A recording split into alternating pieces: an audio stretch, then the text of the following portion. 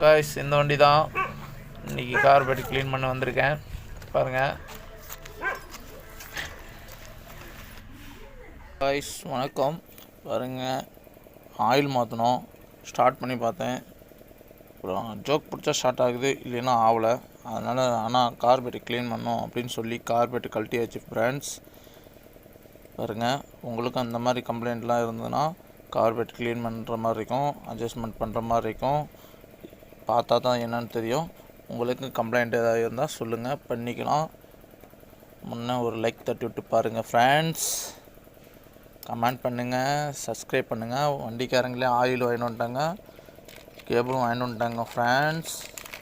உங்களுக்கு இந்த மாதிரி வேலை பண்ணுன்னா சொல்லுங்கள் ஃப்ரெண்ட்ஸ், பண்ணிக்கலாம். காய்ஸ் பாருங்கள், இங்கே எல்லாமே எடுத்து வந்துடுவேன். இங்கே எடுத்து வந்து பக்காவாக யூத்துண்டியை க்ளீன் பண்ணி யூத்துண்டியை மாட்டி விட்டு கஸ்டமர் வீட்டிலே பண்ணி கொடுத்துருவேன். உங்களுக்கு எதாவது பண்ணணுன்னா சொல்லுங்கள், பண்ணிக்கலாம் காய்ஸ்.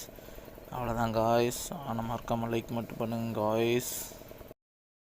காய்ஸ் பாருங்கள், கார்பெட்டர் அடிச்சிருந்துச்சி, சோக் போட்டால் தான் ஓடுது அப்படின்னு சொல்லி சொன்னாங்க. அதனால் கார்பெட் க்ளீன் பண்ணியாச்சு. நான் எப்பயுமே கார்பெட் க்ளீன் பண்ணேன்னா ஏர் ஃபில்ட்ரு, ப்ளக்கு எல்லாம் பக்காவாக க்ளீன் பண்ணி போட்டுருவேன். ஏன்னு கேளுங்களேன். பாருங்கள், இந்த இடம் மாட்டுற இடம் கூட க்ளீன் பண்ணி விட்ருவேன். ஏன்னா ப்ளக்கு, ஏர் ஃபில்டர்லாம் க்ளீன் பண்ணி போட்டோம்னா அடைப்பு இருக்காது, ஃப்ரீயாக ஓடும் காய்ஸ்.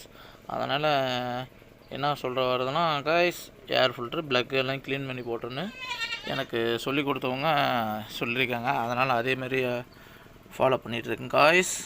லைக் பண்ணுங்க காய்ஸ், சப்ஸ்கிரைப் பண்ணுங்க காய்ஸ். கார்பெட்டு கழுவி நீட்டாக பக்காவாக வச்சாச்சு. அடுத்தது மாட்ட போகிறோம் காய்ஸ்.